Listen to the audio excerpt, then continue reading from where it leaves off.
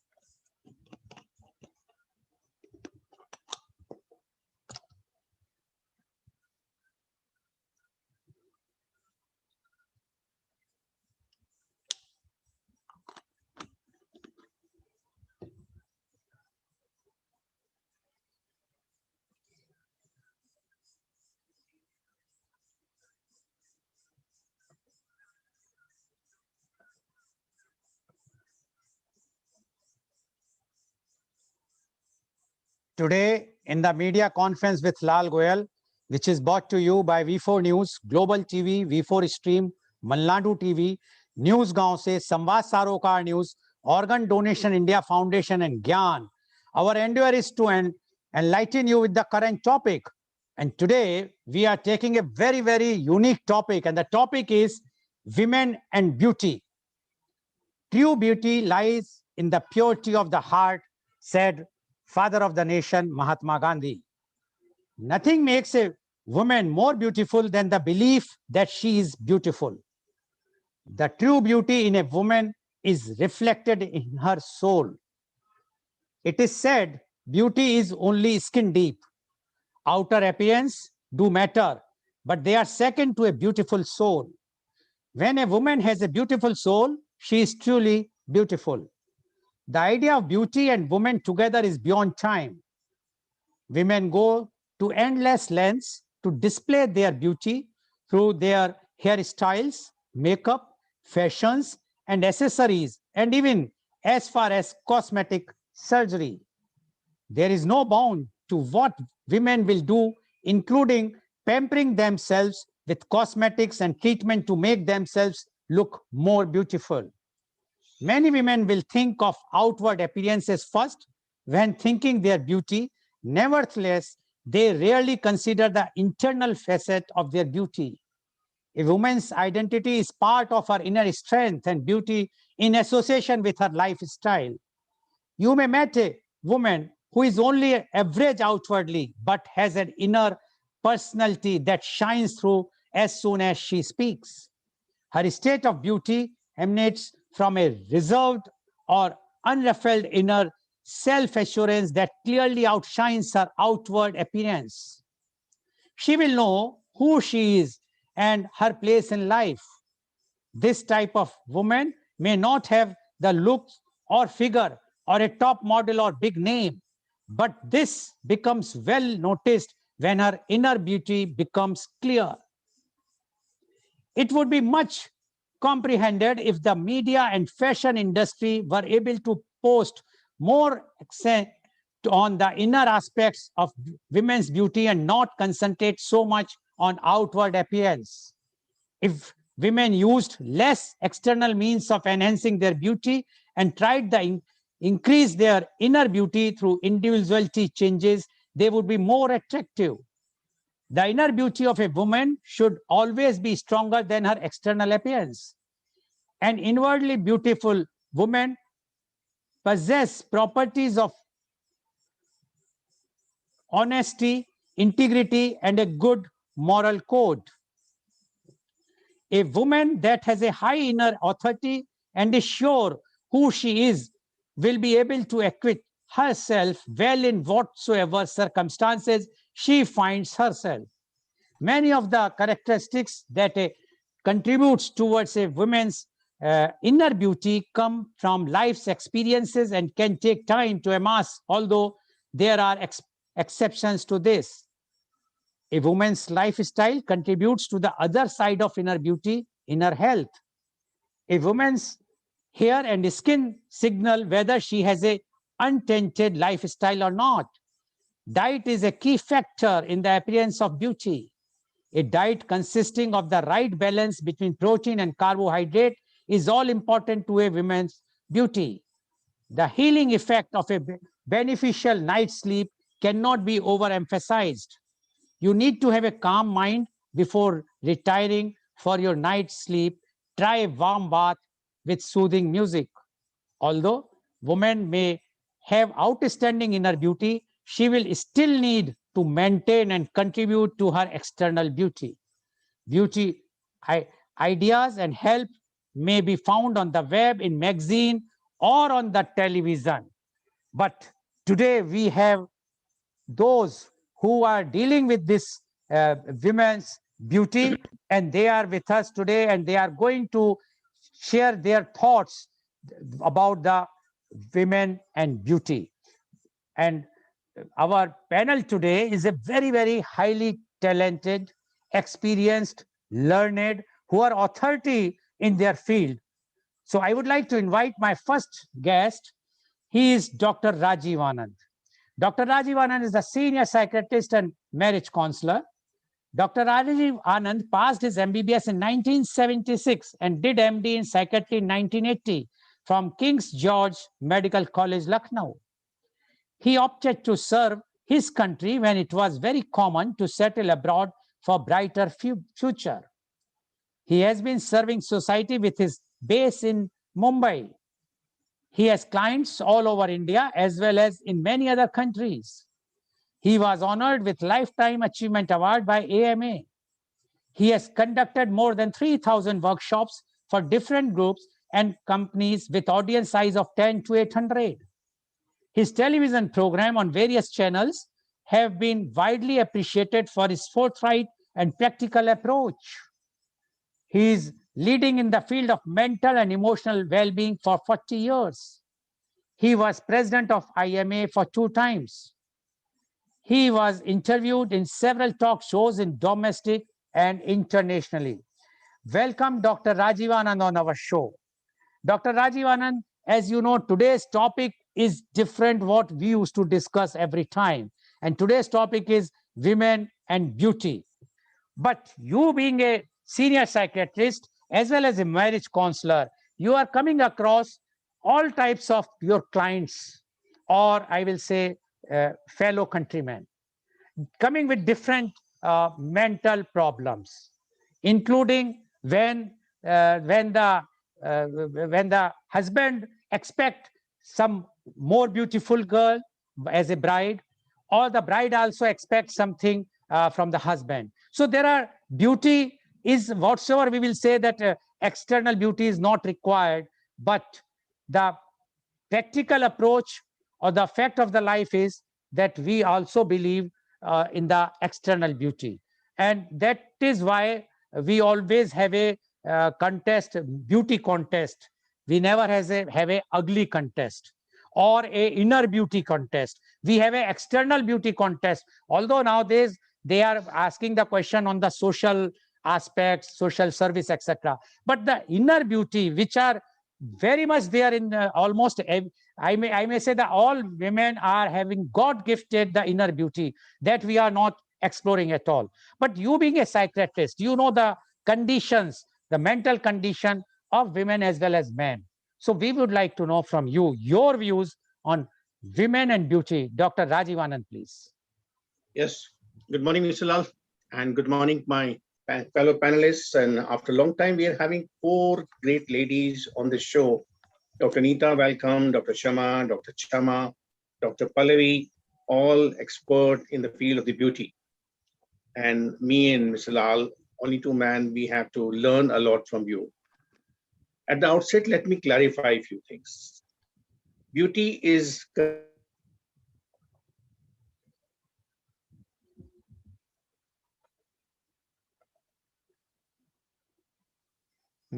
I think we lost you, Dr. Rajivanan. Dr. Rajivanan, we can't see you. Your connection has gone. Yeah, now you have come back. You were not there. So please start again. We have okay. lost you for a few minutes. Okay. Yeah, for 1 minute Let me- rather. Yeah. Shall I start again?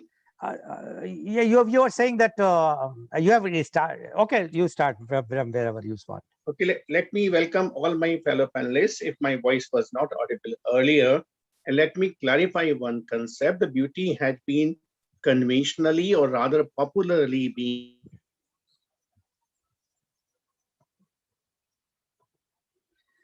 Some problem with your net, Dr. Anand, this time today. Again, we lost you and your voice as well as your face. I'm sure you are not hiding because of so many beautiful ladies among us. Am I audible? Am I Now again you have come back. Yes, okay? please go ahead. So maybe this popular concept of beauty has been left by world over by most people in the mass society, which is erroneous. Fortunately and luckily, women's beauty is not confined to face and her body only. No, the face and the body just represent 10% aspect, external aspect of women's beauty, which is visible or which is tangible, in which there are experts, all the beauty parlors, all the hairdressers, all the hair designers, and all the great cosmetic surgeons and cosmetic dermatologists, with all due respect to them, have achieved great things in the last 2, 3, 4 decades.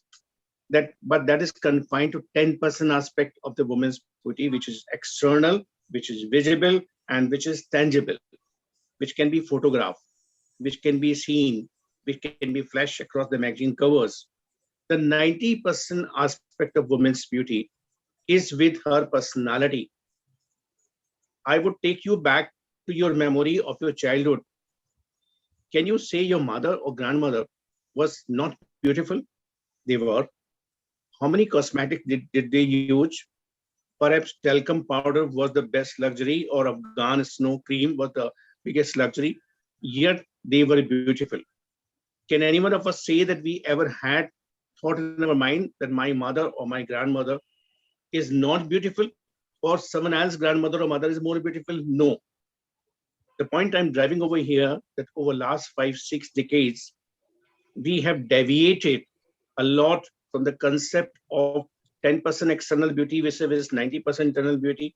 If the 90% inside personality is well founded, well organized, and well nourished, then the 10% would also be taken care of very naturally, very spontaneously.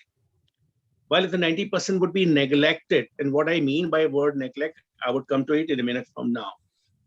If the 90% would be neglected, not cared, not nourished, then 10% of the external level may not suffice. That's why we all find mushrooming of the beauty parlor.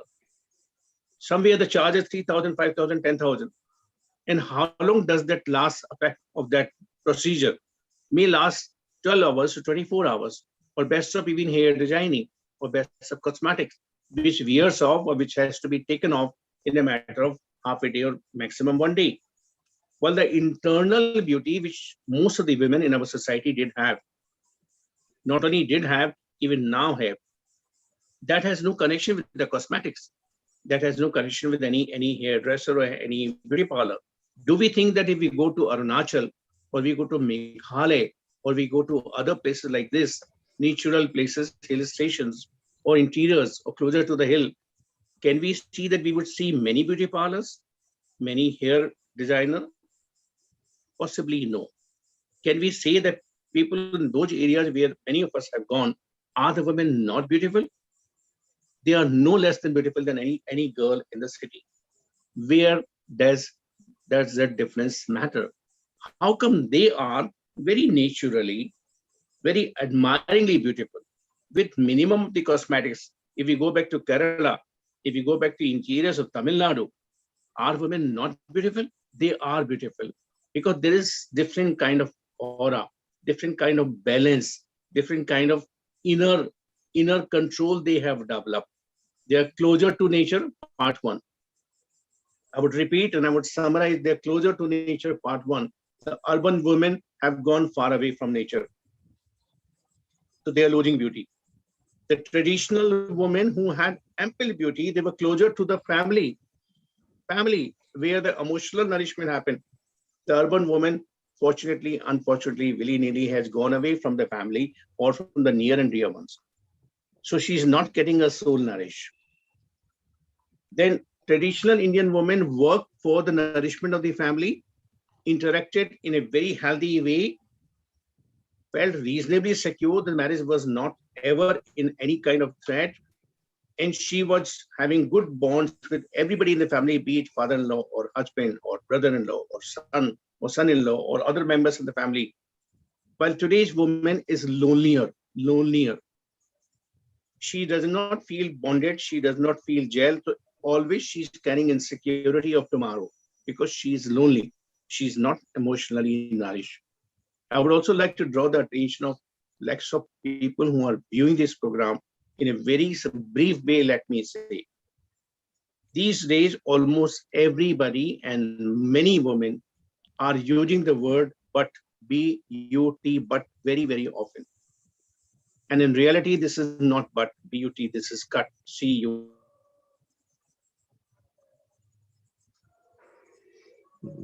Dr. Anand, I think we lost you again. You have cut yourself, not but. Dr. Anand, your net is very weak. So I think I have to give Am I not Dr. audible? Anand, yeah, again you have, because when you use the word cut, you yourself cut yourself. Okay. So you can continue now. I think we can hear you.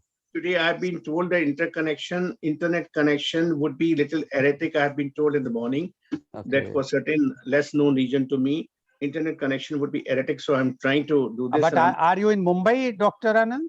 I'm in Mumbai, sir. Mumbai is in the lockdown, so everybody might be using the net right now. Yes, go ahead, please. Possible. So more women use but. They have greater degree of emotional turbulence inside because they are using cut. So please listen next few words. Words beginning with C. Cut. Comparison is the biggest poison which takes away their beauty. They are not happy. They are not content what they have, the eyes or the face or the hair or whatever they have. They are always disturbed, always insecure about what others do have.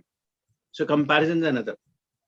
Comparison, counting, my height, her height, counting, calculating, comparing. The need to control is another thing which takes away their beauty.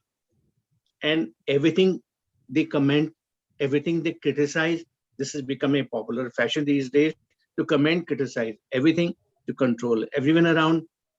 All these C's together. And women also are developing a tendency to change their husband, change their man, change the boyfriend, change the family members. Now, all these things have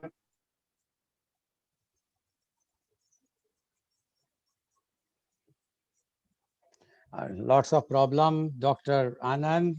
I think you have to change your place. Then only it will be better. If you can switch, go to some other room or some place where the net is good. We can't hear. Again, the same problem came, doctor. Okay. So I think what I suggest you, can you change your place or the room where you have, or some open place if they allow, where you can have some good network, because okay. I would suggest, Mr. Lal, let me opt out at this point. In the second round, I would come back. Yeah, then you can speak more. Okay, thank you very much. Dr. Neeta, I am coming to you, but you have turned your screen and now again you are, just turn your screen on the horizontal position, doctor. Turn it. Yes, but I think you have again locked your screen. That is the thing. Anyway, now I will just say a few words which were, because Dr. Anand could not complete, but he will be completing in the next round.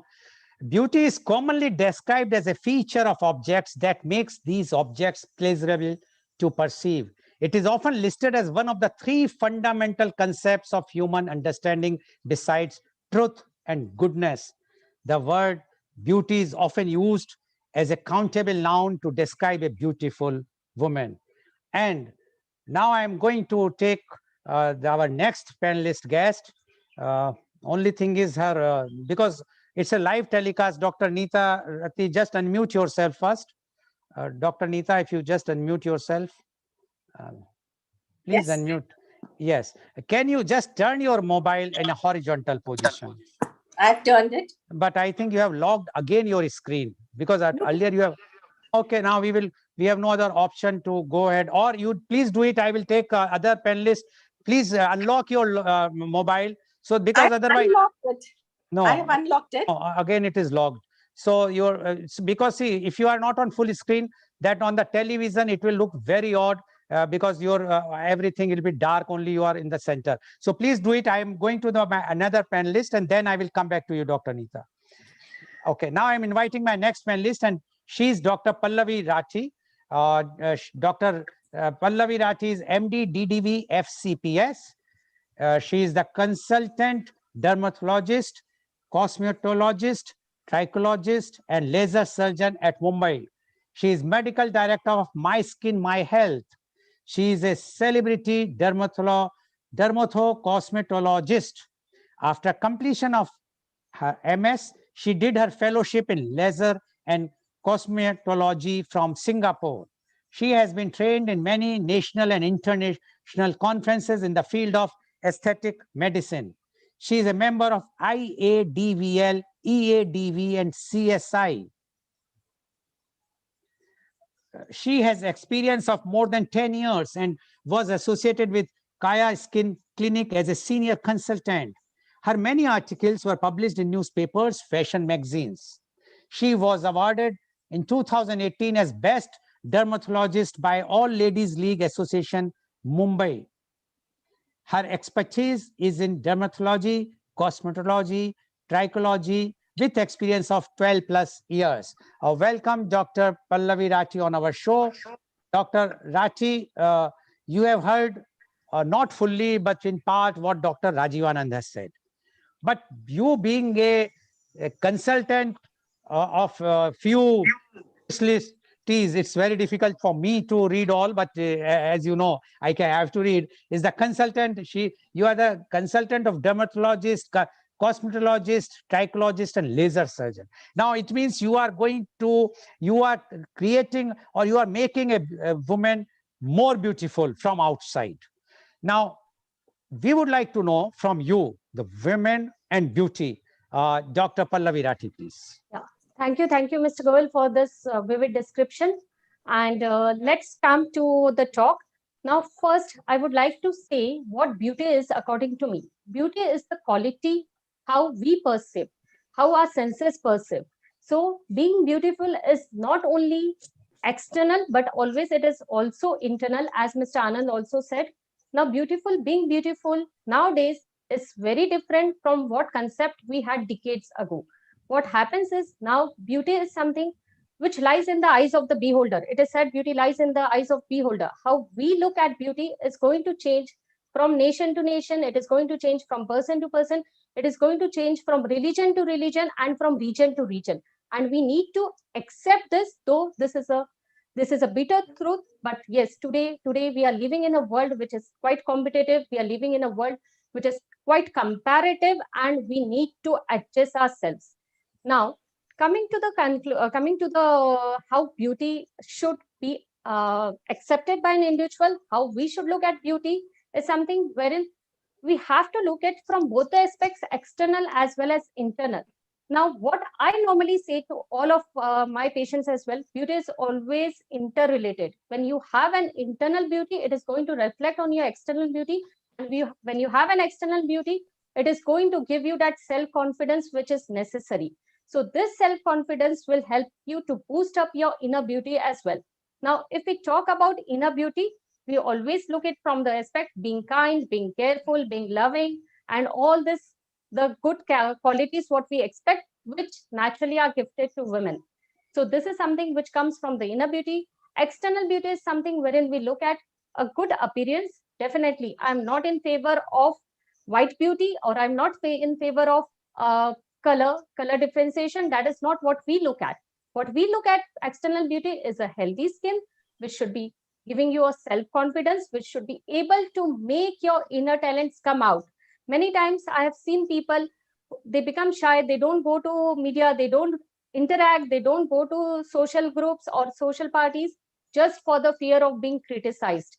This is something wherein you are holding yourself, you are not allowing your inner talents to come out. So why not take advantage of the medical science to make yourself beautiful, whatever is possible and whatever is within the limits. So this is what I look at from the aspect of beauty. Now, when comes first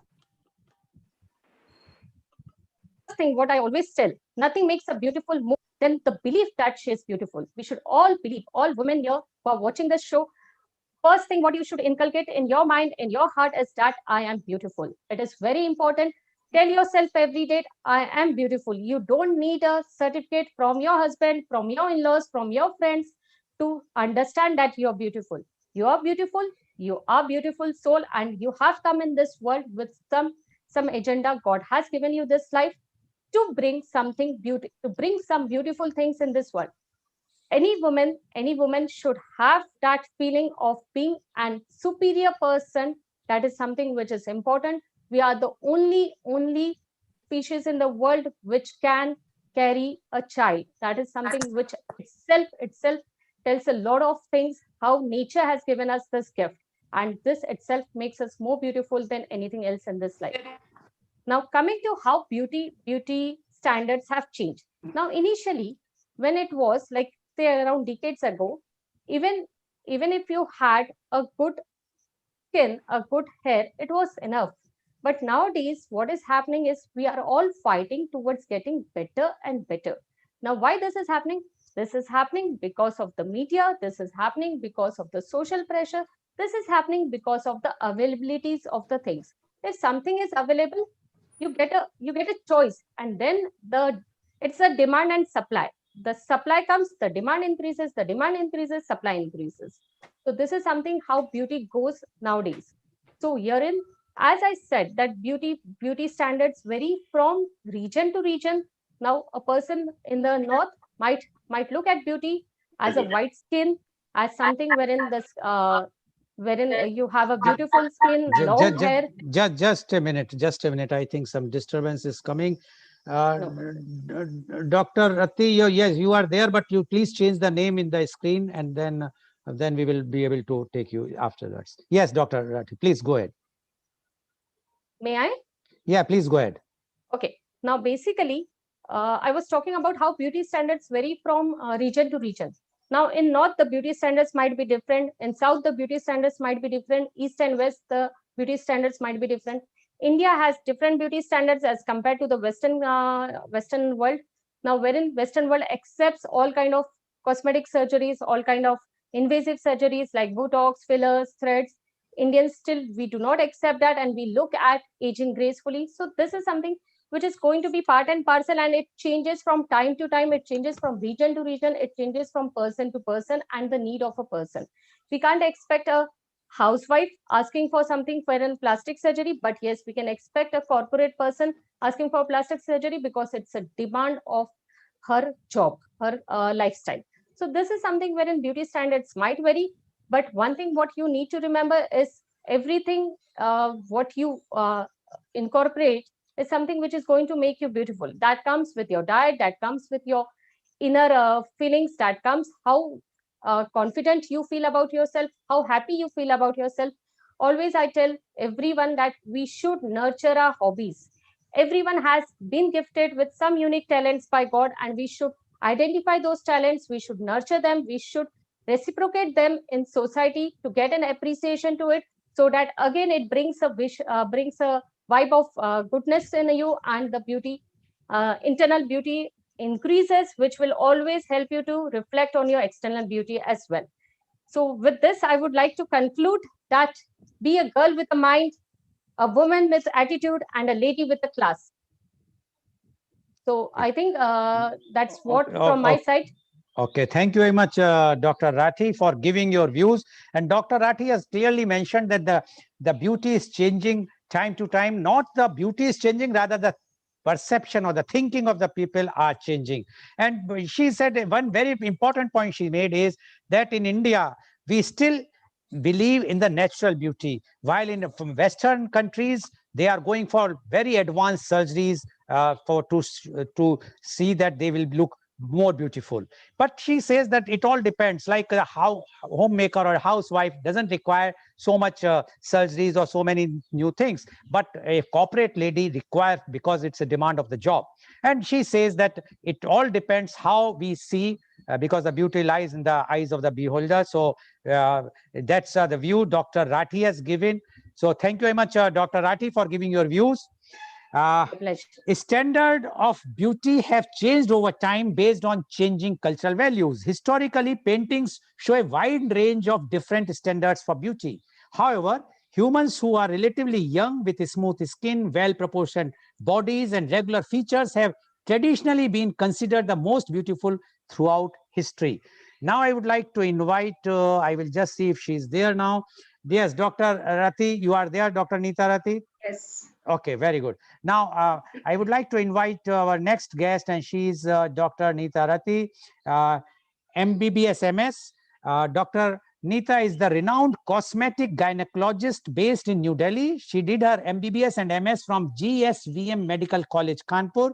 She worked as demonstrator with undergraduates for 1 year. Since then, she practiced as gynecologist. She went to Tripoli, Salahuddin University Hospital to teach undergraduate MBBS students.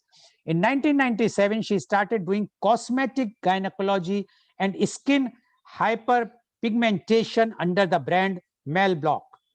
Melblock Center is situated at New Delhi. She is attached to American Academy of Cosmetic Surgery. She is regularly attending international conferences. Welcome, Dr. Neeta Rathi, on our show. First of all, before I will ask you anything or you will start, we would like to know what is this cosmetic gynecologist? Because we have heard a gynecologist, everybody knows, because the gynecologist is the doctor who is bringing the human or this life on the earth. And that's why we know about the gynecologist. But for the first time, at least my knowledge is very limited. And I would like to know what is cosmetic gynecologist. And definitely, you have heard Dr. Rajiv Anand in part and Dr. Pallavi Rathi also. Now, we would like to know from your views, women and beauty. Dr. Neeta Rathi, please. Yes. Thank you, Mr. Goel. I thank you for inviting me on this talk and this show. It's kind of you. Now, I am actually into practice since 40 years now. Of course, I started as a gynecologist, but in my journey of gynecology, I was seeing women who had the after effects of deliveries on their bodies.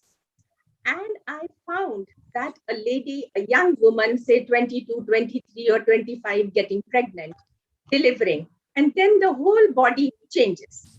There could be hyperpigmentation on the face, there were stretch marks on the belly, and there were other changes in the body, which somehow at that time of say 1980 and 1990 and people were not too much aware of how to prevent these problems from happening.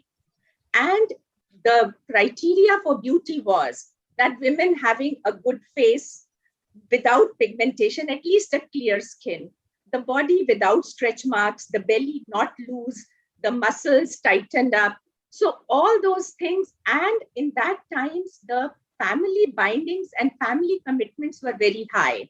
So the girls who used to undergo these things, they were bound by the in-laws, the opinion of in-laws and other things, ki tum bacche ko nahi dekh rahi, apni taraf zyada dekh rahi.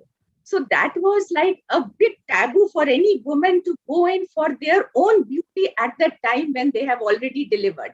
But we all know by now that the first year post-delivery for any girl, any lady is very important to revert back into its original shape. Also during pregnancy, I have learned many things which can be done to prevent the stretch marks from happening, to prevent hyperpigmentation or melasma or chloisma, which we call during pregnancy, from happening. So there are certain preventive measures which can be taken so as to let the woman have her beauty even when she is pregnant, even when she has delivered. Well, now the awareness is much better in the society, but I'm talking of those days. So when I came back from Tripoli and I was practicing here in India as a gynecologist, I met many women somehow because I think I was destined to go into this direction. I met many women who were very upset that जब से मेरा delivery हुई है, my husband is looking left, right, and center. So that means that she has considered herself or the family or the husband that this lady is now no more beautiful and I can have other options. So now the plight of this women, actually, it made me look towards cosmetic gynecology. I said, if cosmetics can happen in dentistry, it can happen in skin, it can happen in many more fields, why not in gynae? So with small changes, some surgical procedures, small surgical procedures, which we used to do under tumescent local anesthesia, which the tumescent local is a special type of local, the effect can last for 12 hours. So we started doing those small procedures, and my whole life changed by one woman coming from Gorakhpur with two children, one 3 years and one was just 1 year old, with her half blind mother कि doctor Rati please कुछ कर दीजिए कि मेरा जो है वो body इतनी अच्छी हो जाए कि मैं जैसे पहले मेरे हस्बैंड मुझे लाइक करते थे वैसे ही करें. So that incident changed my whole life, that I moved towards cosmetic gynae and I started doing. Now cosmetic gynae as it is, and then later I started practicing from 97. Later, when I went to US to the American Academy of Cosmetic Surgery, I found that even they have a big program of cosmetic gynecology, and rather of the 5-day conference, 1 day was totally dedicated to cosmetic gynae.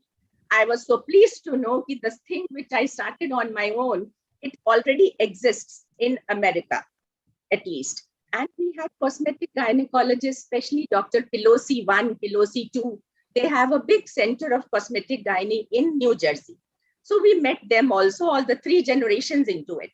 Now then, in cosmetic gynae, what I found that, well, corrective procedures as far as local vaginal surgeries are concerned were there. But in addition to that, I found the biggest plight was the looks. The looks. Now, any lady who developed pigmentation or melasma was always starting doing so much cosmetics to hide it. So that was the time when it came to my mind that there is no treatment available. I'm talking of 1997. There was no treatment available to correct hyperpigmentation on face. We don't talk of complexion. Even black, dark, brown, dusky, wheatish, every complexion can look so attractive if one has a clear skin. So at that time, we went into so much R&D and everything. And this brand Bell Block started to correct hyperpigmentation. And I am glad to say that till now, it is working good on every lady coming to us with hyperpigmentation or any man. Now, hyperpigmentation these days has increased tremendously. The reason is now not only pregnancy, but even the medical abortion, because a heavy dose of hormone is given at that time, and that can lead to pigmentation. Also, our cosmetic procedures like women do scrubbing. A simple procedure of scrubbing can give you pigmentation. Scrubbing could be done by the scrubs, commercial scrubs, or at home by basin and choker and other things. So now, because scrubbing is a useless exercise, the shedding of dead cells is a natural process. But because it's a big commercial industry over it, so scrubbing has been advertised so much, it is so essential. No, it is not. Then second practices of putting so many other things like kachi sabziyan, kacha aloe vera, kacha papita, kacha tomato. Now, in sub may there may be a very small element of things which are useful for skin, but not the whole fruit. So all those things we have seen, because now we have thousands and maybe lakhs of people coming with hyperpigmentation, with the effect of that negative effect, which is playing on their psyche, and they are not able to lead a normal life. A person, her lady की एक तमन्ना है कि उसे खूबसूरत दिखना, और जब तक कोई पलट के ना देखे वो मजा नहीं आता, राइट? सो अब जब वो धीरे धीरे वो घटती गई, अब कोई पलट के नहीं देख रहा, कोई बात नहीं करना चाह रहा, when you go to a crowd and there is no that wow factor is missing. So then the requirement of this correction was very important. Internal beauty, external beauty, both are important. But I felt कि जो first image बनती है वो external beauty से बनती है. Internal beauty comes definitely, but at a later stage. So both these things went simultaneously. And now I feel a woman which always has an internal desire to look attractive. So the word is now attractive. Beauty तो हर एक के पास है. किसी के कोई feature अच्छा है, किसी की कोई चीज अच्छी है. Yeah. Right? Please go ahead. So yeah, so this all together made me move on this journey of cosmetic gynecology, and now I see it is very, very appropriate that it all started. And now plus अब इस cosmetic gynae की जरूरत दूसरी क्यों पड़ी, especially the corrective surgical procedures, was because of the social norms. मैं Arab world में थी, वहां पे कि लड़की वर्जिन होनी चाहिए. अरे जब लड़का वर्जिन नहीं है तो लड़की की वर्जिनिटी की क्या इंपॉर्टेंस है?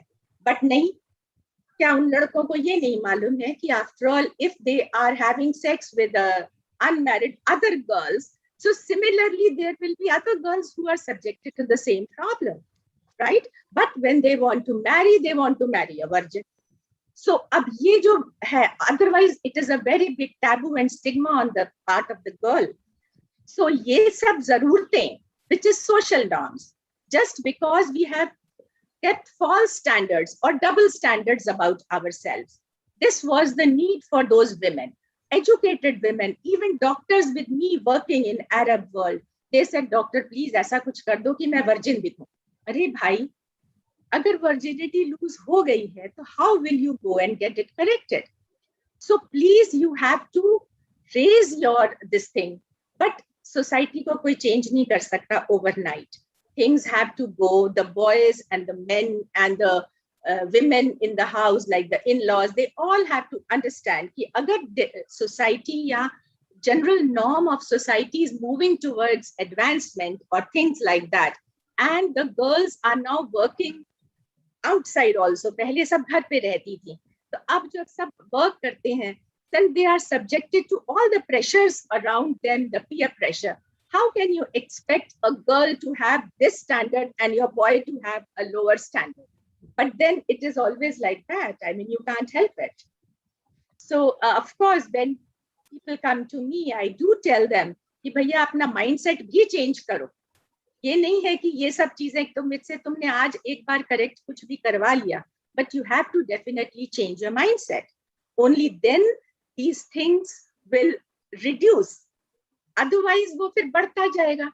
और अब तो ब्यूटी के स्टैंडर्ड्स ही चेंज हो गए कि भाई लिप्स अगर इतने मोटे नहीं है तो वो अच्छे नहीं लगेंगे, जबकि हमें क्लियर दिख रहा है कि वो उस लेडी पे सूट नहीं कर रहे, बट फिर भी वो करवाए हुए जस्ट पीयर प्रेशर कि look, I also go and get the modern things done, though they are required, not required. So I think that's all. I've touched the most practical aspect of the whole subject.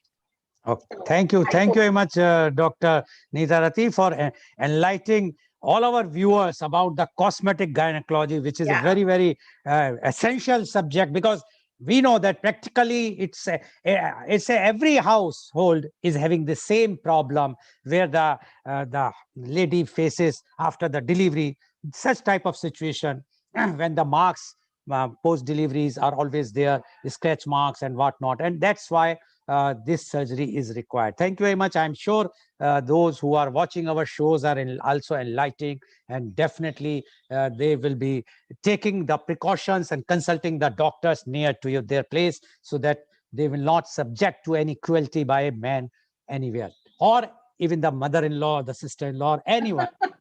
Thank you very much, Correct. Dr. Rati, for giving Thank your you. views. Now, I would like to invite my next panelist guest, and she is Dr. Sama Rais. Dr. Sama is a clinical and cosmetic dermatologist with a fellowship in lasers and dermatosurgery from Singapore, besides several other international trainings in dermatology. She has authored chapters in Indian textbook of dermatology and cosmetic dermatology. Besides several other publications, she has spoken and conducted training workshops at several conferences.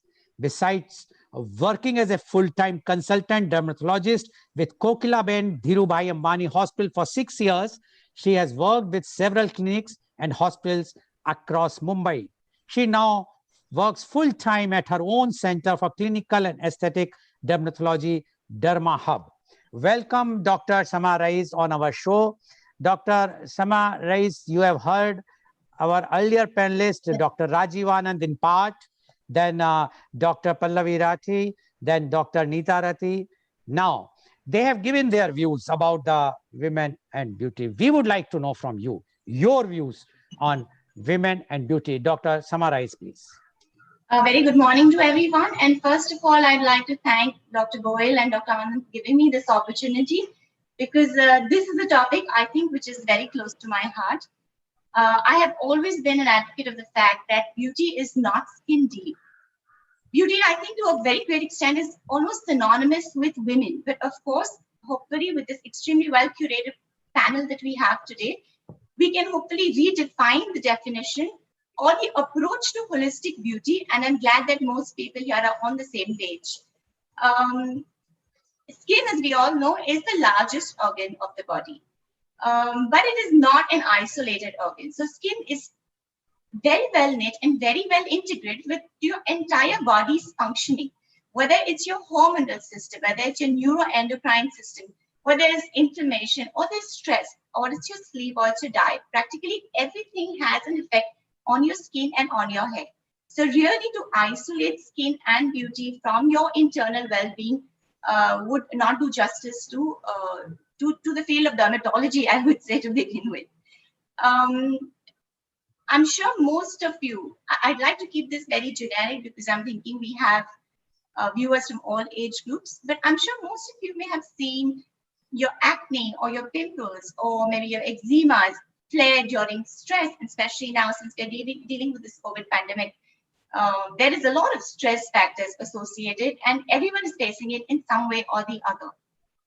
I'm not sure if most people know that there's a very well-established brain-skin connection.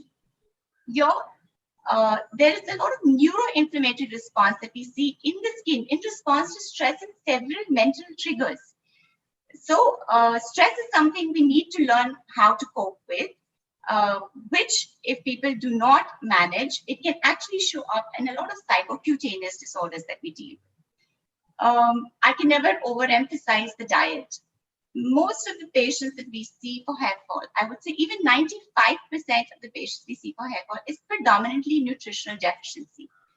We have a lot of diet fads that we follow. And of course, our Indian population being largely vegetarian, we see a lot of protein deficiency, vitamin B12 deficiency, iron deficiency, which eventually leads to massive hair fall. So again, it's a small part, and we all know that diet is important, but if you're not eating well, say a good mix of fruits and vegetables of different colors to give you a good antioxidant, which will have an anti-aging effect in the long run, or when it comes to your hair, especially with different kind of diets, improve the protein intake, improve the iron intake, have good milk products, which is going to eventually help you to maintain better hair. I've never had a patient who has, for hair fall, who has told me that if I ask them, what is your protein intake like? So the most common things like, oh, I have a lot of protein. And what is a lot of protein? So I would like to use this platform to really put this point across, as hair fall is something we see largely as dermatologists, is that if your body weight is 50 or 60 grams, you need 50 or 60 kilograms, you need about 50 or 60 grams of protein intake in a day. And if you're taking one bowl of dal, it's about 6 grams of protein. If you're taking a piece of chicken or fish, it's about 20 grams of protein. So for all the people who come and tell me that I have dal 3 times a week, you're clearly not reaching your required protein intake for healthy hair growth. Diet is one thing. Like, of course, we've had a lot of our panelists already discuss. Sleep is extremely important. Sleep is the time your body heals. There's a lot of oxidative stress in the body because of your daily stressors and as an aging process. So sleep is the time your body actually heals and repairs all this. So again, sleep, diet, your stressors, these are important factors. Another thing is whether stress causes your skin problems. So something as simple as acne, or acne causes stress. There's a very strange correlation between the two. If there are stress levels, pimples or acne is something we see routinely, and it's not just related to teenage now. We see a lot of middle-age acne, which is because of hormonal imbalance. So if there's stress, there's increase of serum cortisol levels in the body. Serum cortisol levels plus other hormones which get disturbed and cause pimples or breakouts. On the other hand, there are several studies which show that patients who are dealing with acne have about 60% of them have associated anxiety, which creates avoidance. They're trying to avoid social gatherings. It affects the social interactions. Eventually, which also affects their performance, maybe at school or maybe at work. Because in some way, it's about your self-image and your self-esteem. And pimples is something it just takes about 2 or 3 months for us to treat and get under control. So technically, even if it's something as simple as pimples, it has a correlation to your diet, to your stressful lifestyle, and your mental well-being. One more common thing that we often see in the OPD as dermatologists, and I'm sure all my colleagues would agree, is this whole fascination with fair skin. We often have mothers bringing their children, a child as young as 8 years or 10 years, and telling us that, she's really dark and can we do something about it? I think my heart really goes out to that child at that moment, because if you have said that in front of somebody else outside once, I don't know how many times you've said that at home to your child. And what you need to realize first, that you have actually induced or introduced that thought in that child, that the child is less in some way. You are actually, yes, you may have a slightly fairer child if you're going to go all out and do this, but you have already induced a little low self-esteem in which the child is going to feel that, oh, I'm not enough in some way. Not to say that we do not want to treat. Yes, it's important because it's your face is how you reflect and the way the world perceives you. And as dermatologists, we have several solutions for this. But I think it's also important that it should not come at the expense of having a lower self-esteem or lower self-confidence and not prioritizing to that effect, to that extent. Even if we're talking about color, like say, Indian skin is popularly known as the skin of color because we have a lot of melanin in the skin, which is a good thing because melanin actually protects us from skin cancers, as opposed to our Caucasian skin or the whiter skin where they're more predisposed to skin cancers. But of course, we do have an inflammatory risk of anything in the skin responds with pigmentation. Say it's dry skin, it's any kind of rashes or even dry pimples, winter season can make your skin go darker. I can completely understand, and you can have various, even simple over-the-counter creams with vitamin C, kojic, azelaic, which are safe to use to bring back your normal skin color. But of course, again, I think this platform is the best to reinforce the fact that it's not about glorifying very fair skin. We have very renowned gynecologists also on the platform who will vouch for the fact that we have polycystic ovarian syndrome as a big concern amongst the girls today. It wasn't so maybe a decade ago, but what is the reason? Again, it's an interplay of everything. It is your hormonal imbalance causing excess male hormones. We have women in the mid-30s juggling several roles. You're trying to run your house, manage your kids, manage your profession. So the stress levels are very high. Even if I'm going to do a laser hair reduction for, say, a patient with polycystic ovarian syndrome who's come with facial hair, the most and first important thing we do is do the hormonal profile to figure out at what level we want to block the excess male hormones before we laser. The lifestyle modification, their visits with their nutritionists, which will help to stabilize their hormone levels. reduce their acne, prevent their hair fall, preserve their hair because they have a female pattern hair loss also. So like I said, no matter which field of dermatology, whether it's cosmetic and lasers and pigmentation, or whether it's purely health related, I do not isolate dermatology or skin as a single organ. I think it's extremely well integrated, not just with other systems, but even the mental well-being. Like I said, we have a very well-studied branch of psychocutaneous dermatology. We have stressors which trigger skin problems. I have had people in my OPD, and as we all know that it is, nobody is going to want to commit suicide because you have a very resistant rash which is itchy. But I have had people who wanted to have sat down and said that, doctor, it itches so badly, I just want to end my life. That itself, I think, is the biggest example. That rash would take me just about 3 weeks to treat, but probably somebody like this would need a psychological counseling, would need better strategies to cope with whatever stressful events that they're facing in their lives. So we as dermatologists can also have better results with their skin rashes. So yes, I think I could go on and on, but the only point that I would like to reinforce again, that even a healthy skin, whether it's just clinical dermatology or cosmetic dermatology, it's a reflection of a healthy mind and a healthy body. And even if you talk of something as simple as anti-aging, which may be considered very superficial for many, it is eventually boiling down to that 5 minutes of self-care that you can dedicate to yourself, which will probably decide what your skin looks like maybe 5 years from today. And yes, I think it's very important that beauty is not skin deep, and even dermatology, eventually we need to look at the whole patient as a whole. Thank you very much. Thank you very much, Dr. Sama Rais, for giving your views and very good views about the skin, which is very, very important. And yes, in India especially, people wants to show that they are having a fair skin, which is a very, very wrong concept, but it is prevailing. And that is why so much psychological problems are there in India in the patients. And you rightly said that when the mother or the father says in front of the child that he is not fair and he or she has to be fair. So what type of trauma that child is facing, nobody can even think of that.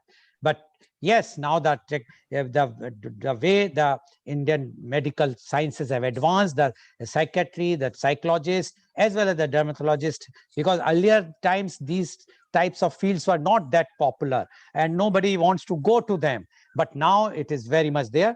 Definitely, I'm sure this will be again a eye-opener for our viewers, that what is required, one should understand. It's something which we should not go beyond that, because the science, medical science can improve, but that improvement is nothing in comparison to how much harm they have already inculcated in the daughter or the son. Thank you very much, Dr. Sama, for giving your expert views. Now I would like to invite my next guest, and she is Dr. Shama Vibhakar. Dr. Shama Vibhakar, MBBS, MD, DDV. She is the founder and co-director of Skin and Scalp Clinic, Mumbai, the Center for Excellence in Dermatology and Laser Medicine, Plastic and Cosmetic Surgery. She was graduated from Grand Medical College, Mumbai. She is having 15 years of experience in dermatology, trichology, STD, dermato surgery, and laser procedures. She is author of 2 chapters in Textbook of Dermatology Surgery, 3rd edition. She conducted workshops in procedural dermatology. She was faculty in various national and international conferences on dermatology. Her keen interest is in preventive dermatology, female dermatological disorders, cosmetic dermatology, etc.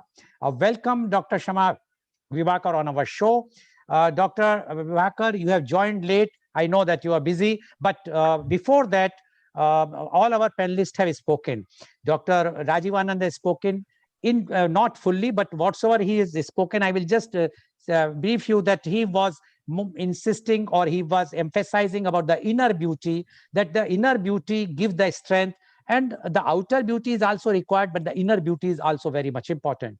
Then Dr. Pallavi Rathi, she gave all the details ki how the inner beauty at one time was very important, but how the time has changed. So once the time is changing, the beauty is definition is changing, and how the corporate sector, working women and a homemaker, they have different needs as far as the look wise is concerned, and how in India, up to what extent we require the surgery or the improvement on our skins in comparison to the Western country. Then Dr. Neeta Rathi has given the details about the gynecology, how the cosmetic gynecology and how this scratch marks up post delivery and all those things were a very bad thing initially at one time 40 years or 50 years back. But now, because of the technology, people are getting rid of this. And Dr. Samarais, I think you have heard her, so I need not to brief you. Now, we would like to know from you, the women and beauty, Dr. Shama Vibhakar, please. Yeah, am I audible? Good morning, Yes. everybody. Yes, please, go ahead. Yeah, thank you for giving me this opportunity. And I think it's a great opportunity because I can reach out to a lot of people with my vision, and that is preventive dermatology, because that is what I practice in my clinic. So that is how I'm going to give this lecture, because we are 3 dermatologists on panel, and I see nothing which is left out with Dr. Pallavi and Dr. Sama. They have almost touched everything. So what I would like to focus mainly is how I counsel my patients.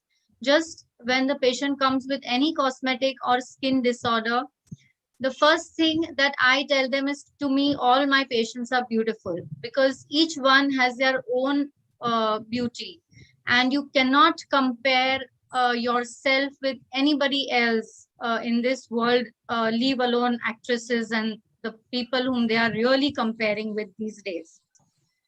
Then I would ask them whether there is something that really affects them, and I would try to discern whether it is a thing which we need to cure, means it is a disease, or it is a disorder, or it is just something which the patient is bothered about.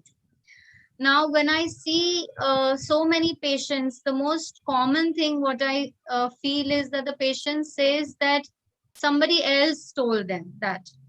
And that is what we need to expressly make the patient understand, that it is not what somebody else is finding fault in you.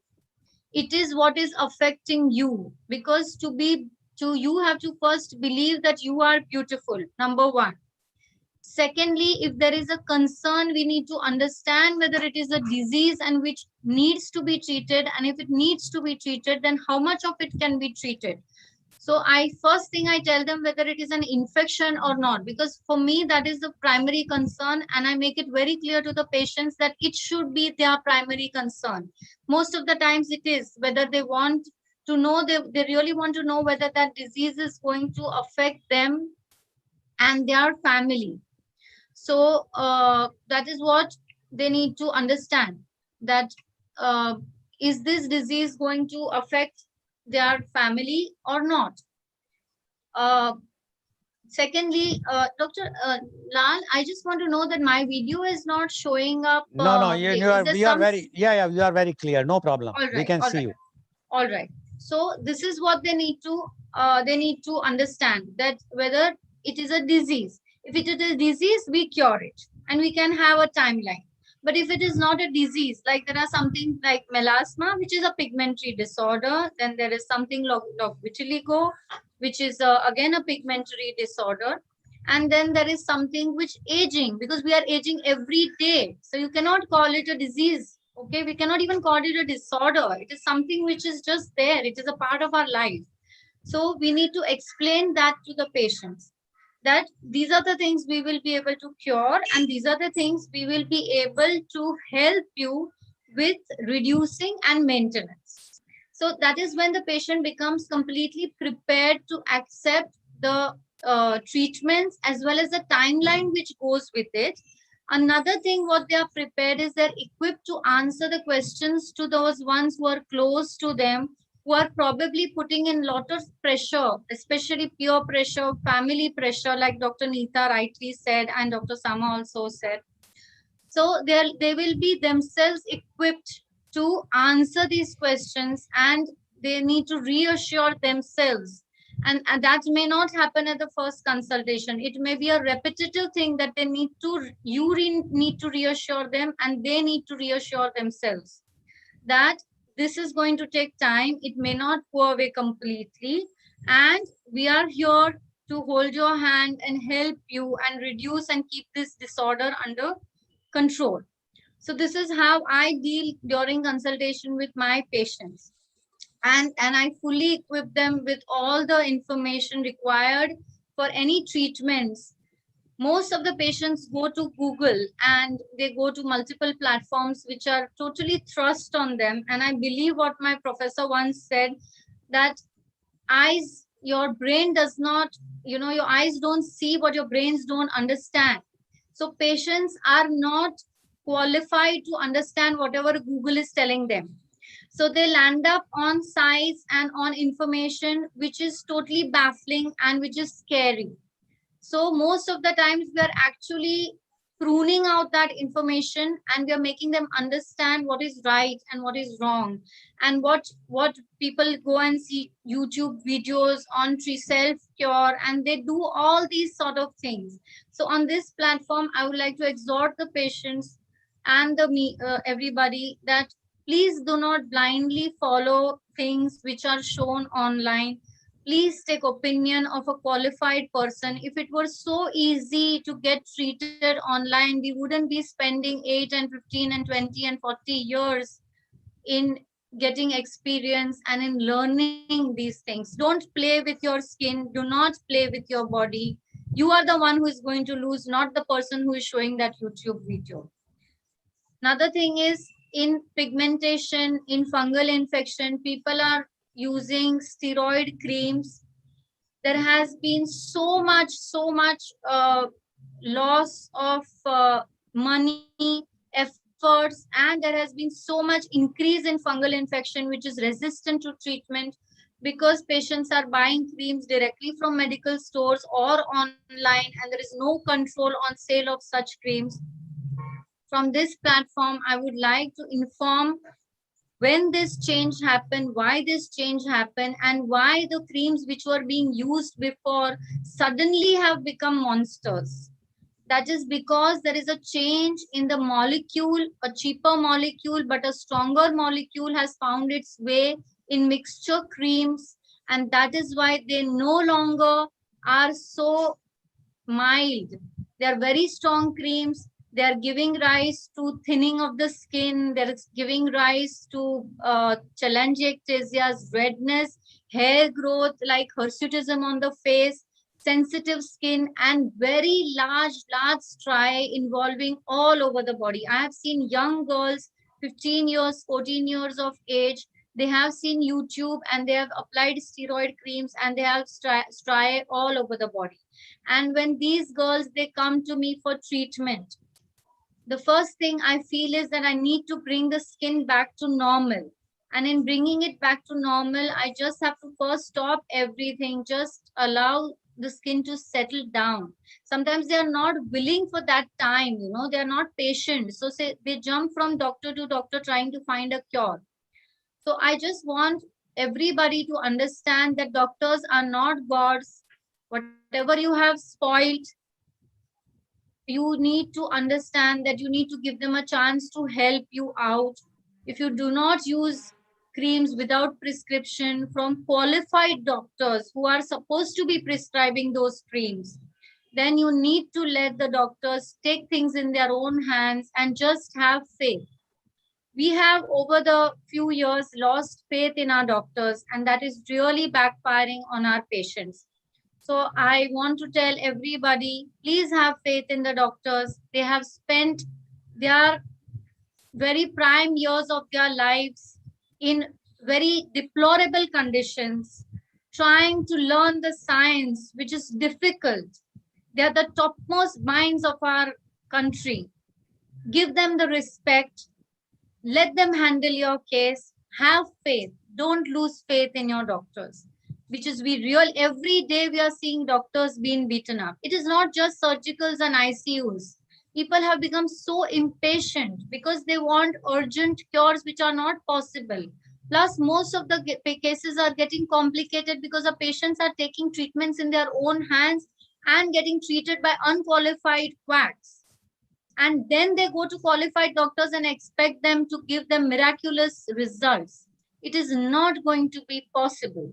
Sorry, I digressed from the topic of women's health, but this pressure of society is what is causing so much pressure in all fields. I feel the pressure in my own clinic to deliver results, right? And that is because of everything needs to be treated very fast, and that is not possible. Your inner well-being comes with yourself, you yourself being happy with your skin, with your body. Eat right, do exercise at least 3 times a week, go for a walk for an hour. You get your me time, you get your oxygen, you get your vitamin D. Don't shy away from sunlight. Our skins can handle it if it is taken at the right time. Don't go out in peak sunlight from 11 to 3. Don't go out, because that is the time when you will have allergic reactions to sun, when you will have photopigmentation. But do go out at between 7:30 to 8 in the morning. Just now it is a lockdown. Make use of it. Exercise, eat healthy, don't eat junk food as everybody says. There are a lot of preservatives and coloring substances which are coming in junk food and processed food. Be aware of them because they give rise to allergic reactions. They are also known to cause cancers. So our good old Indian tradition of making food at home daily, morning and evening. Our parents, our mothers are spending so much time, whether they are working, whether they are not working.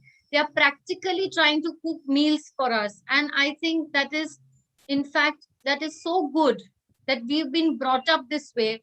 Keep it going. Don't let it go, right? And when you're working also, make sure you change your position, make sure you drink a lot of water, make sure you take a walk a bit, and that will help the blood circulation go on, and it will help you to feel better every time, right? And in such times of lockdown, I feel you're giving a nice chance to nature and you're giving yourself time that you really needed to exercise and eat well. Utilize it. Don't see the negative parts. See the positive aspects of this whole thing. We are just being rebooted. And as per skin is concerned, everything has been covered. Just that a regular cleansing, moisturizing, and if required, a sunscreen application as and when you are going out. You don't need to apply sunscreen daily. You don't need to apply makeup daily, but yes, you need to cleanse your skin. If you are in a field where you are going to apply makeup daily, make sure you remove it with a baby oil or a good cleanser with a micellar water or whatever your suits your skin for oily and dry skin types. Take help from your dermatologist. Do online consultation if required. And make sure you moisturize. And when you're drinking enough of water, having sprouts which have a lot of vitamins, lot of good food, colored fruits and vegetables, they are the best for your skin. Everything that's colored. Antioxidants, which you need not pop pills. You can take pomegranates. You can take avocados, you can take sprouts. They have a lot of antioxidants. People with acne, they need to limit their milk usage because there is hormones in milk, right? And they need to reduce their substances, anything with oil and lot of spice. In the heat, reduce your red meat, reduce your spices. People with red skin and rosacea, reduce your spices, reduce your tea, coffee intake or caffeine intake. All that will take care of your skin hydration. The more caffeinated drinks you take, the more your skin gets dehydrated. If you're working in AC all the time, make sure you moisturize yourself and drink a lot of water. Ask your doctor that what is your good diet according to your work profile. If you're in the sunlight, if you're in the AC, if your work timing, share your work timings with your doctor, share your diet with your doctor. I'm sure they're going to help you out. So all these are going to make a lot of difference. And I feel inner beauty is the only outer beauty, and we need to take care of that. Thank you very much, Dr. Shama Vibhakar, for giving so much details.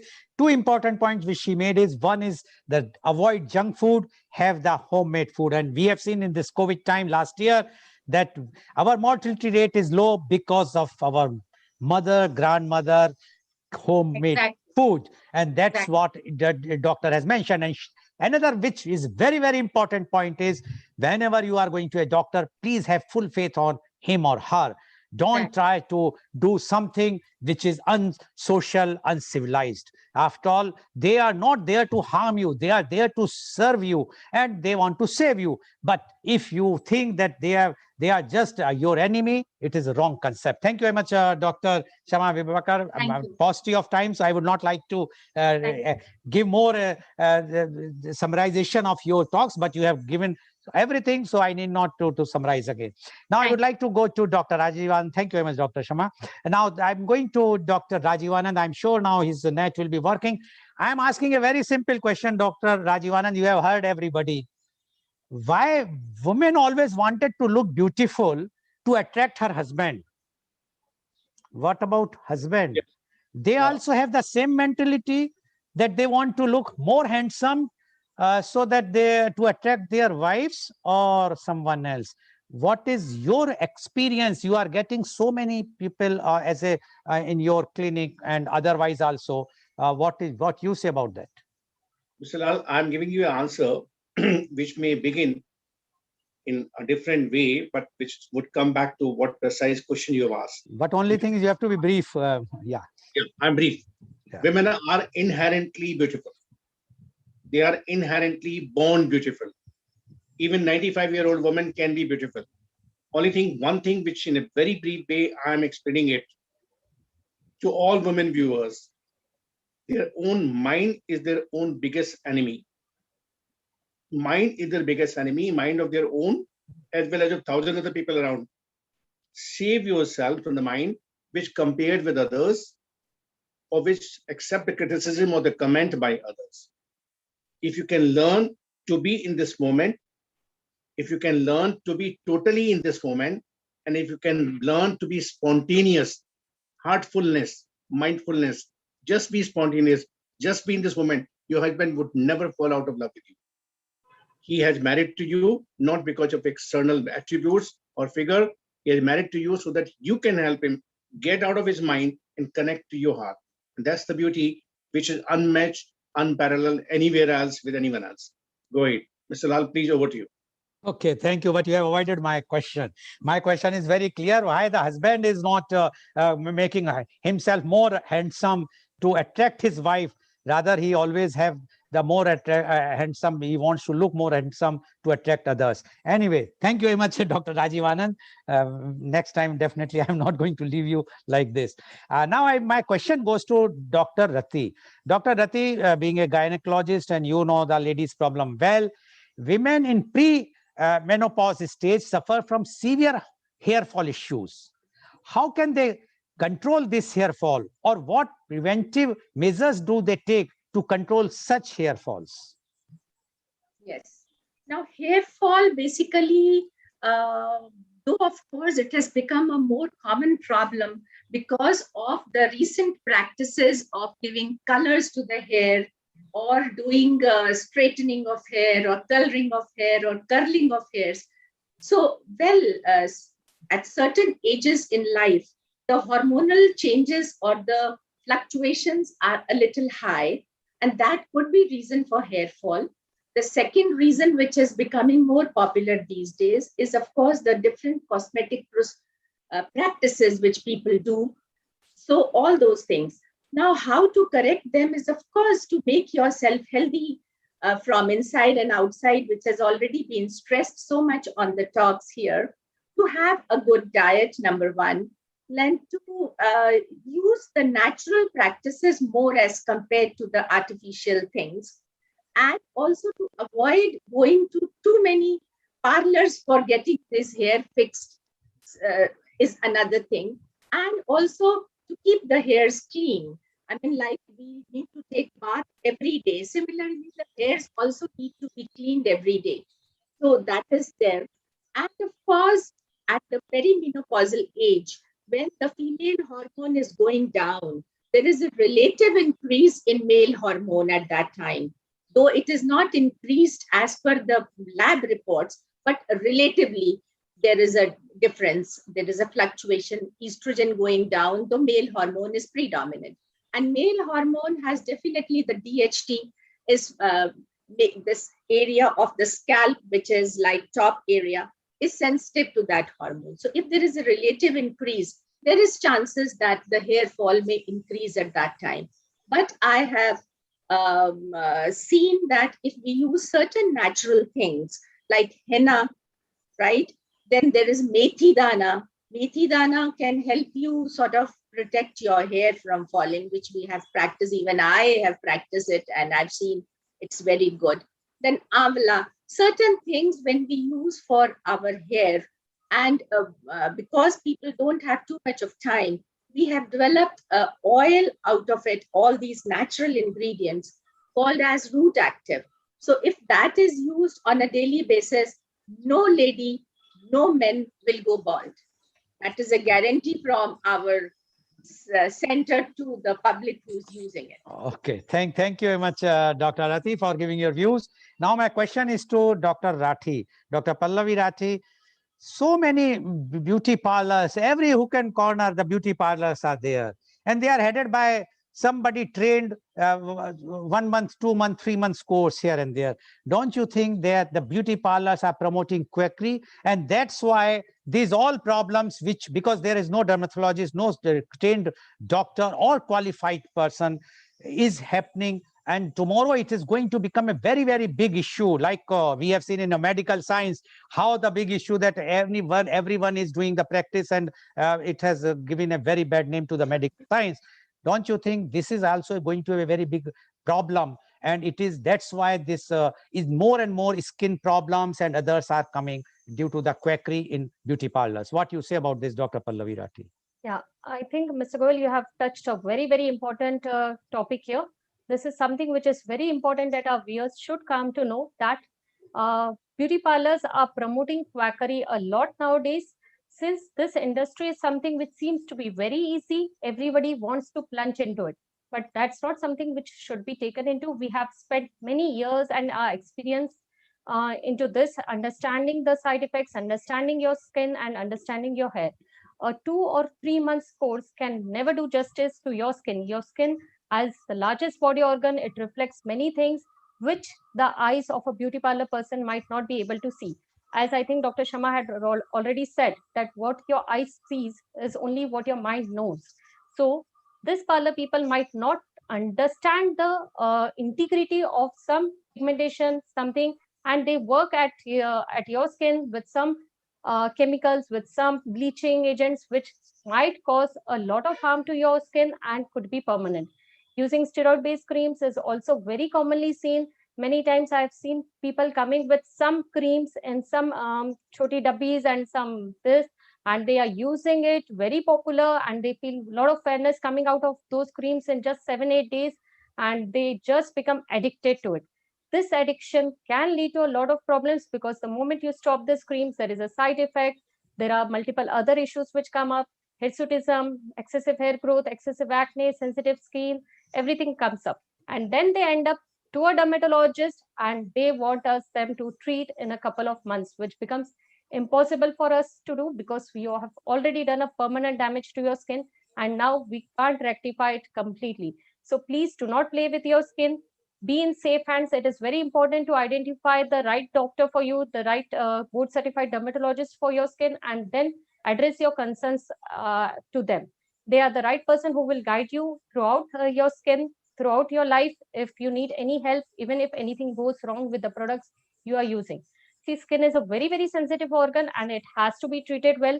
You don't allow any hairdresser to cut your hair just because you love your hair that much and you want only that particular hairdresser. You can't just go to XYZ and just ask them to cut. You don't ask your family members to cut your hair, just trim my hair and do that. You don't do that. You go to a hairdresser. Similarly, it is a dermatologist domain, and let them handle it. They will take good care of your skin and your hair.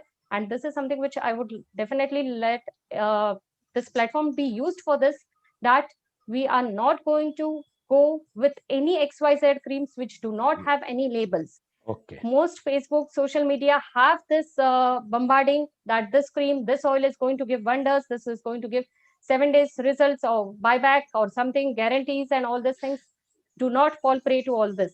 Okay. Thank you. Okay. Thank you very much, Dr. Rathi. Paucity of time, but still one minute each. Dr. Sama Rais, you mentioned about the skin, but now in the COVID time, everyone is wearing mask. And there are reports that the masks are also harming the skins, overuse of masks or substandard quality of masks, or the mask which they are not washing and they are wearing for weeks and months together. What you say about this? And one more, just for my own knowledge, skin transplant can remove those marks or some spots which are already in your face. Can it be done through the skin transplantation, like in which is very, it's not prevailing for beautification, but it's prevailing for the burn cases. But I'm asking if anybody wants to get their face, can the skin transplant is a solution? It depends. I'll answer the skin transplant bit first. It's a shorter answer because it is depending on the scar. So if you're talking about a mark like an acne scar or a chicken pox which leaves a small scar, so those you have largely two treatments. Either we could do a surgical excision, so you're trading a big scar for like a fine surgical line, which can be improved with a laser. Or there's simply acne leaving scars, then they could simply be lasered or microneedling radiofrequency, which gives a good result. When we're talking about burns, of course, you will need plastic surgical corrections. But very important here is because patients always think plastic surgery or skin transplant means no mark. It's just trading a bad scar for a good scar. So any surgery will have a scar that will be there. And about the mask? Yes. So basically, of course, that's very true. We're seeing a lot of problems associated with the mask. Mask acne is the most important. So you have three types of masks that people usually wear. That's your surgical, 3-ply disposable mask, fabric mask, and N95 mask.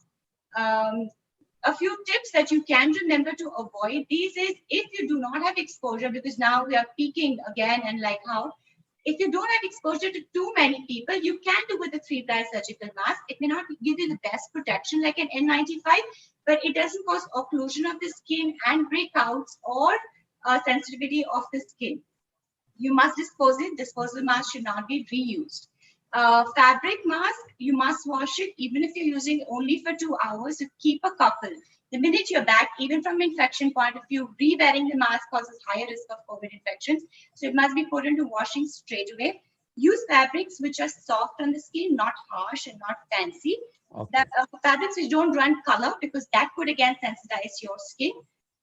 And N95 mask, of course, for the medical fraternity, largely a lot of occlusion because they have to be tight to give you protection. So what you can do is use a salicylic acid-based face wash, which helps to remove your dead skin, and use an adapalene or retinoid cream by the night with good hydration in the morning. And when you wear the mask, don't use any creams or sunscreens beneath it. So these will help to minimize. Okay, thank you very much. Paucity of time. So last question to Dr. Shama Vibhakar. Please unmute yourself. Can we control aging? You mentioned about aging. It's $1 million question or $1 billion question. Everybody wants to control the aging. Is it possible with the new technologies? First, my question is, why do we want to control aging? Do we want to just stay 20? No, somebody wants to live for 200 or 300 years. Yeah. So if you want to live for 200 and 300 years, so is the society worth living? Are the living conditions worth living for 200 and 300 years? The food that, see, I'll tell you, my great-grandfather lived 100 years. My granny is 90 right now, okay? They've had the best food, which is not polluted. They never had factories near the farms. Dr. Vivakar, we have already heard about the food. I just wanted to know whether there is because there was a media report that one billionaire has spent so much money to see to it that he will remain alive. I would like to give you example of Michael Jackson. No, okay. He tried to do a lot of skin surgeries to change the color of his skin only, and a little anti-aging effect, and he landed up with cancers. Okay. So if we are trying to go against nature, The law Okay, of nature. It is not. we got the answer. Thank you very much, Dr. Shamat. Sorry for that because the time is short. So today you have seen that it's not the question of inner beauty or outer beauty. It's the question of that ultimately the pride of a woman, and the pride of women is inner beauty as well as outer beauty. The society is such. The men are such. We want to see the beauty, outer beauty. We are not interested to see the inner beauty. But there are many ways now. So the women who have lost their self-esteem, they can definitely get their esteem back by consulting a proper doctor, a dermatologist, not to a quack. Don't try to get yourself, your skin touched by anyone who doesn't know the science of this. So that is the message which has come. And one thing is very clear, that husband always wants to look handsome for others, while wife wants to look beautiful for their own husband. Thank you very much for joining us. And today's program, which has been live telecasted by V4 News, Global TV, V4 Stream, Malnadu TV, News Gaon se, Samvad Saroka News, as well it was shown live on Facebook and YouTube. And our endeavor is to bring to you every day a new topic. And tomorrow, our media conference with Lal Goel at 10:30 a.m. The topic is role of youth in controlling COVID. And our chief guest is Dr. Rashmi Kundapur, Additional Professor, Department of Community and Family Medicine, All India Institute of Medical Science, Hyderabad, along with 7 youths who are joining and giving their views. So please do tune in tomorrow for media conference with Lal Goel at 10:30 a.m. Thank you very much, Dr. Rajiv Anand.